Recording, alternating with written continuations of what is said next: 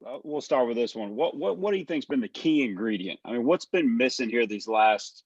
Heck, maybe it's you. Maybe it was health overall. I know you guys have had some injury things, but what's been the key thing that this O line didn't have the previous 2 years under Jimbo that it has now, which is why you're seeing such success? I think it's just our whole offense clicking together. If one of us messes up, the other one picks up the slack. Whether it's offensive line missing a blitz and a receiver makes a great play and he's open, or Kellen makes one guy miss and then gets his eyes back downfield and makes a play. I don't think it's anything to do with just us up front. I think it's a whole offense effort, um, focusing on the little things, the small details, and just doing our best and making plays whenever we can. What does it do for the O line unit when you get back there on a Sunday and start reviewing the film and you see the dominant performance you've had, and then the last 8 quarters against a pair of top five teams to know you guys haven't issued a sack yet? We don't really look at the sacks because Kellen still got hit, and that's not okay with us. Um, Perfect game for us is he never gets touched, and we run the ball as much as we can. So there's still a lot of room to grow because he's getting hit too much. So we need to clean that up. All right, let's move to Sheehan from Dave Campbell's Texas Football, and then Brent Zorderman. Hey, I know that you both, you and Isaiah Spiller are both from Spring. I'm curious, did you know of him at all, kind of growing up, and what have you kind of seen from him? Why has he been able to be a contributor so quick? I didn't know him actually growing up. We played against each other in high school and didn't know of him. I guess because I play offense, he plays offense. So during games, I wasn't really watching him, I guess. But I think his experience last fall kind of is helping him this fall. And I mean, the dude's a great athlete. His yards after contact are crazy right now.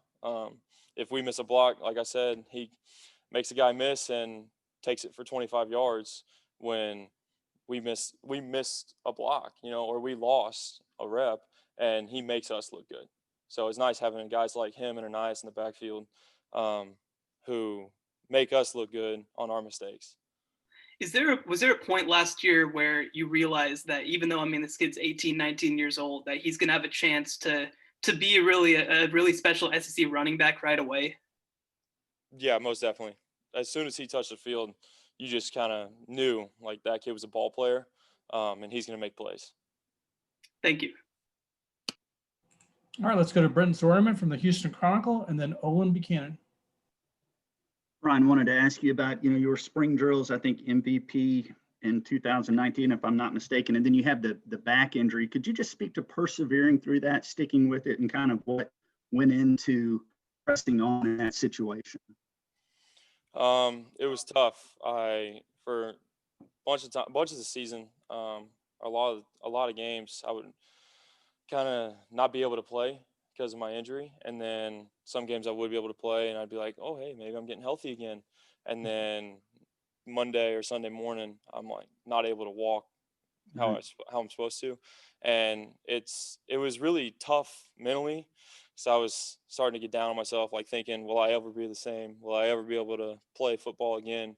And then over quarantine, I got healthy, started feeling good, and then they started talking about canceling the season. And I was like, there's no way we can cancel the season. There's no way that I can not play football again. I'm finally feeling good. Like, I need to get back out there. And it's really kind of given me like a self-motivation, if you will, for this fall, knowing that where I was last year, feeling that I might never get to play again, or might never be healthy again. It like drives me to do my best every day, because it can be taken at the blink of an eye. Hey, are you the only married guy on the team, or is there anyone else? No, Kagan Baldry is also married, or Okay. Johnny. Yeah.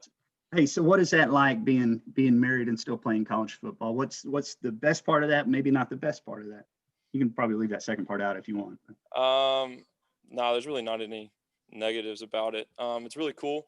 Everybody kind of like looks at you like, dang, dude, you're married, you're old.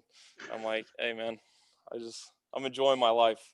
I've known her since like November 2016. We started dating in February 2017. So, and I knew by the end of 2017 that I was going to marry her. So it's awesome. I love it. I get to come up here, hang out with all my buddies, like for 6 hours a day, whatever it is, and then go home and spend quality time with her. And it's just me and her hanging out. It's awesome. Nice. Thank you. All right, let's move to Tyler Shaw. No, I'm sorry. Let's move to Owen Buchanan from Texags.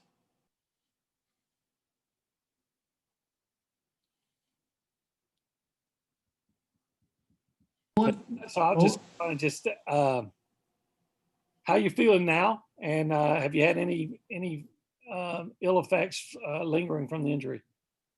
From my back? Yeah. No. Knock on wood, man.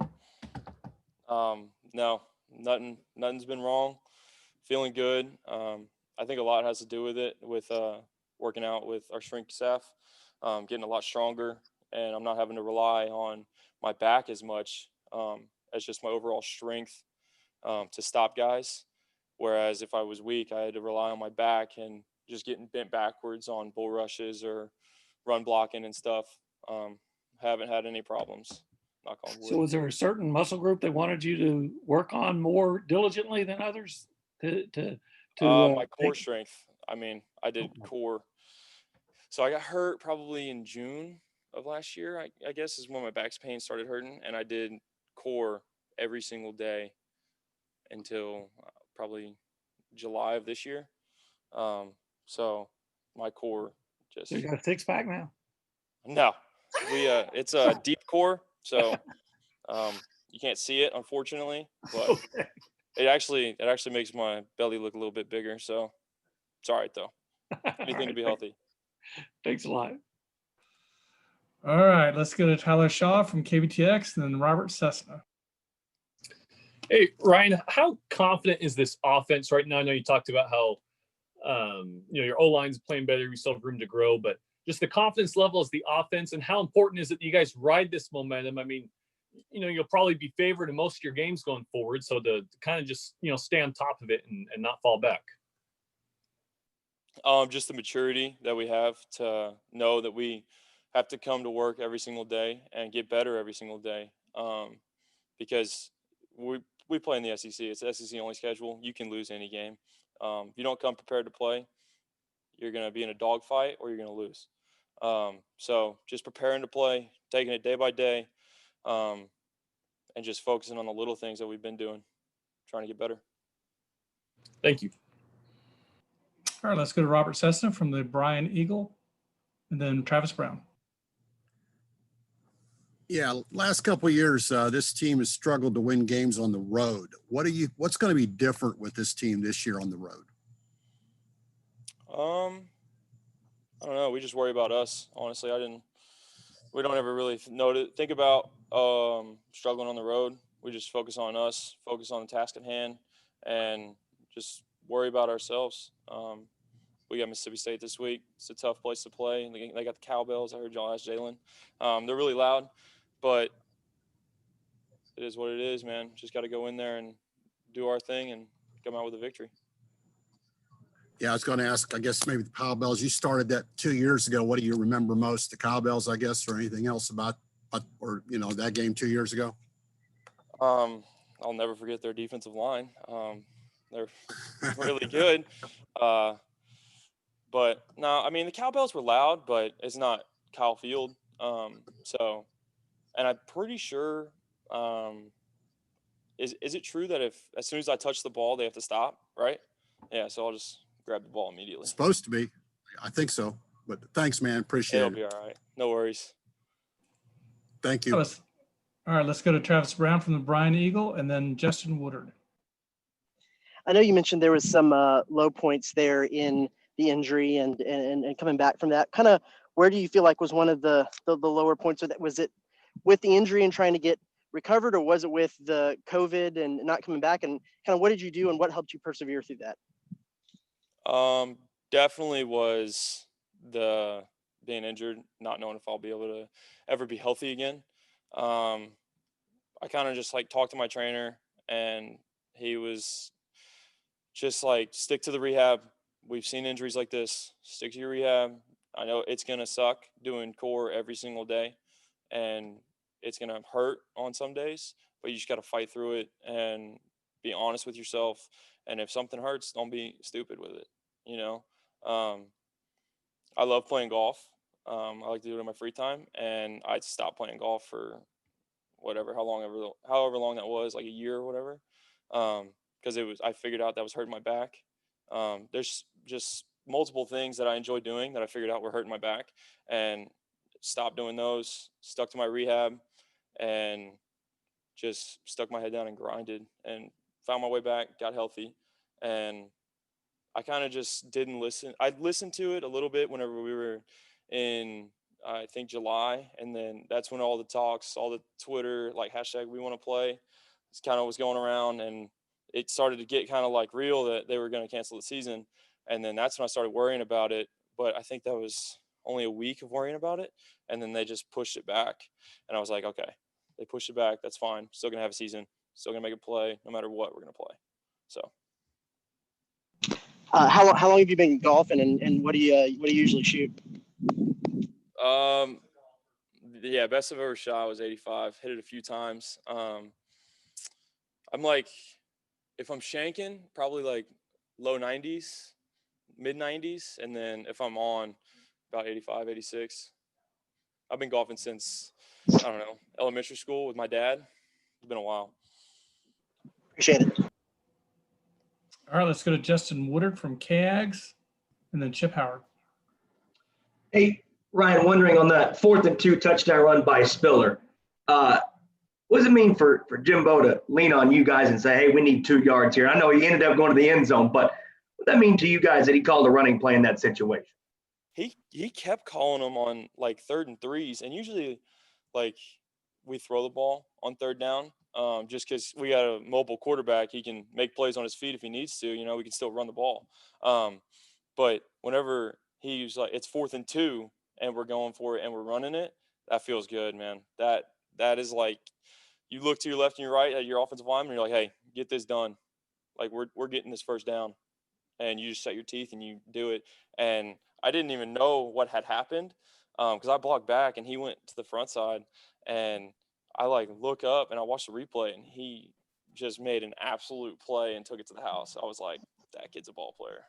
Looks good.